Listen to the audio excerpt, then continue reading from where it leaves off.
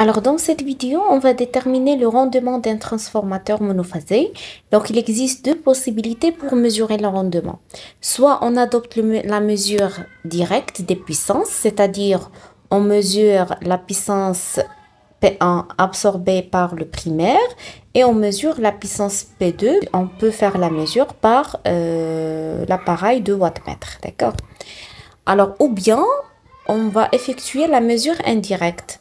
Alors, la mesure indirecte consiste à déterminer les pertes fer, les pertes joule ou bien les pertes dans le cuivre, d'accord, en effectuant deux essais. Alors, on va déterminer les pertes fer par un essai à vide et on va déterminer les pertes par effet joule ou bien les pertes dans le cuivre par un essai ou bien avec un essai en court-circuit. Donc, la méthode, on appelle, c'est la méthode des pertes séparées. Alors, normalement, cette méthode-là, ou bien la méthode indirecte, c'est une méthode qui est plus précise que la première, d'accord? Donc, il permet de calculer le rendement de transformateur en un point de fonctionnement quelconque. Alors, la relation qu'on va adopter pour déterminer, bien sûr, le rendement, c'est que le rendement égale à la puissance utile sur la puissance absorbée, ou bien c'est la puissance P2 sur la puissance P1, d'accord? Donc, c'est P2 sur P2 plus la somme des pertes qui ont les pertes par les pertes fer plus RS fois I2 au carré.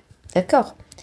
Alors, comment on va déterminer les pertes fer et les pertes ou bien les pertes joule? Alors, on va déterminer les pertes fer à partir de l'essai à vide et à partir de l'essai à vide, je peux déterminer les éléments du schéma équivalent, certains éléments du schéma équivalent.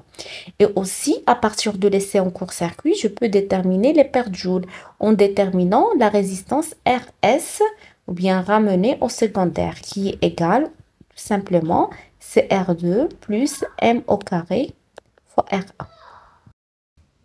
Alors, on va effectuer donc l'essai à vide.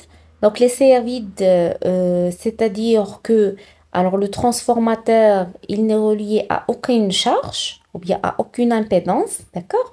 Donc, il n'y a pas de charge et c'est-à-dire le courant I2 égale à 0, d'accord? Alors, on alimente ou bien les appareils de mesure qu'on va utiliser, alors ce sont les voltmètres en parallèle avec la tension d'alimentation. Alors, le wattmètre qui permet bien sûr de mesurer la puissance à vide, un ampèremètre qui permet de mesurer le courant à vide et je vais placer aussi un voltmètre ici pour mesurer la tension à vide, d'accord? Alors, d'alimenter le transformateur par la tension nominale. Alors, ici, c'est la tension nominale. Alors, comment on va savoir la tension nominale? C'est sur la plaque signalétique d'un transformateur. Qu'est-ce qu'on trouve?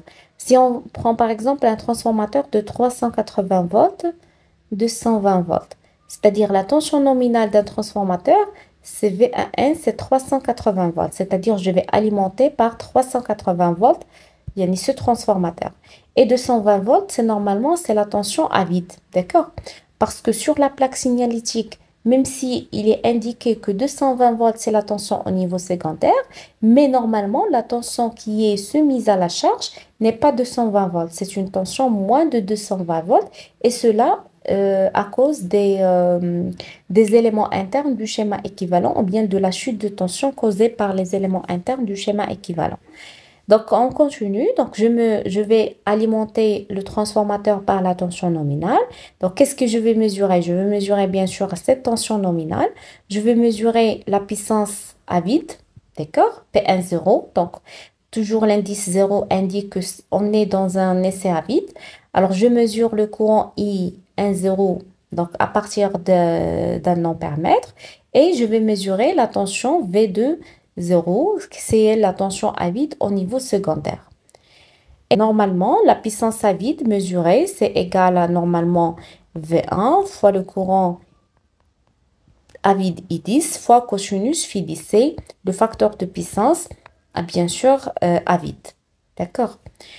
Alors, pour le bilan énergétique bien sûr, du transformateur. Qu'est-ce qu'on a dit? Donc, vous avez la puissance absorbée au niveau primaire. Donc, ici, j'ai les pertes joules au niveau primaire. Ici, j'ai les pertes fer. Et ici, j'ai les pertes joules au niveau secondaire. Et pour avoir une puissance P2. Donc, ça sera P2 à quoi égal? C'est P1 moins pertes joules 1 moins les pertes fer moins les pertes joules 2. Donc, à vide, qu'est-ce que je vais? Je vais avoir P2 égale à 0. Pourquoi? Parce que déjà P2 égale à V2, I2 cosinus pi2, avec I2 égale à 0 parce qu'il n'y a pas de charge. Donc, P2 égale à 0. Avec P1, c'est la puissance P1, 0. D'accord? C'est la puissance à vide.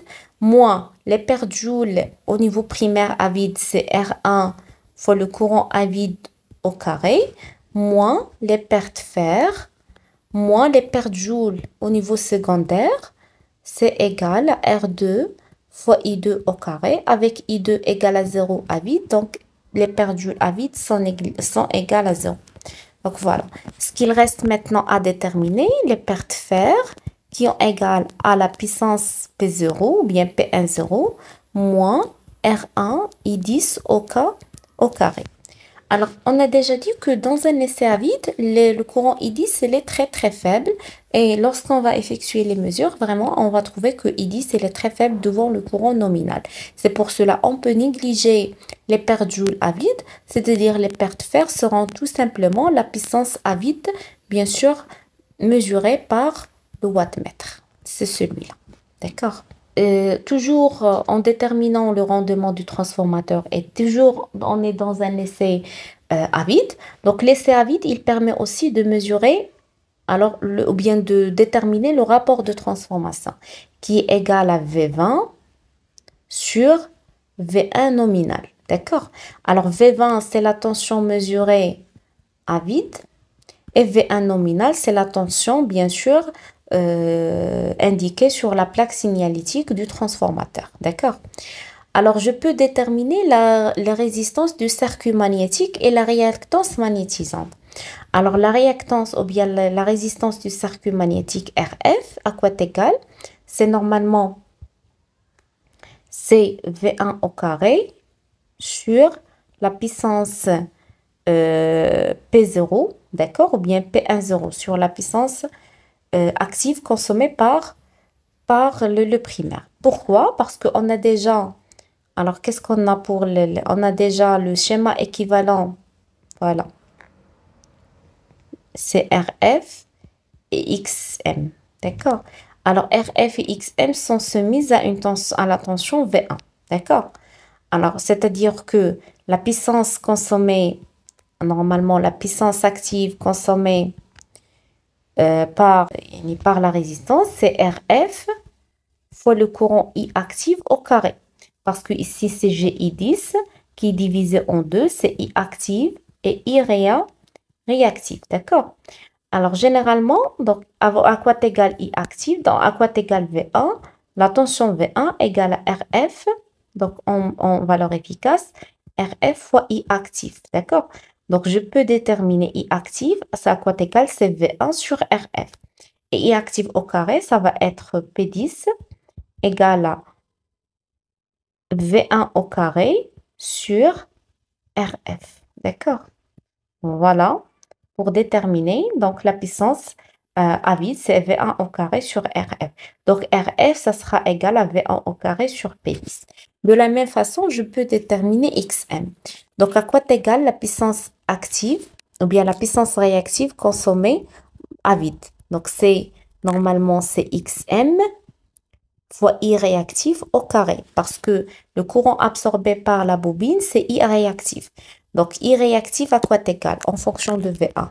J'ai V1, ou bien en valeur efficace, d'accord, égal à X M fois I réactif, d'accord? Donc, I réactif à quoi égal? C'est V1 sur XM.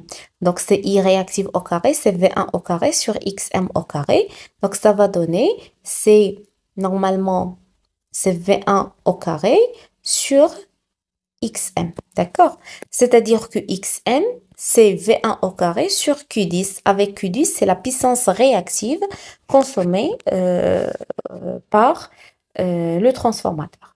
Alors, pour bien sûr déterminer la relation entre la puissance réactive et la puissance active, c'est tout simplement c'est P tangente, c'est P10 tangente Phi10. D'accord? C'est Q10. Voilà. Q10, c'est P10 tangente Phi10. Donc voilà, l'essai à vide, il vous permet de déterminer ces éléments. Les pertes fer, le rapport de transformation M, la résistance RF et la réactance XM. D'accord? Et bien sûr, je peux déterminer aussi la puissance réactive Q10 et le cosinus Phi10. D'accord? Je peux déterminer cosinus Phi10 parce que j'ai déjà mesuré P10. Donc, j'ai déjà mesuré P10. Donc, P10, c'est V1N fois le courant I10 fois cosinus Phi10. Donc, ici, je l'ai déjà mesuré à partir d'un wattmètre. Elle dit à partir d'un voltmètre et celui-là à partir d'un ampèremètre. Donc, il reste à déterminer le facteur de puissance à vide. D'accord? Alors, voilà en ce qui concerne l'essai à vide.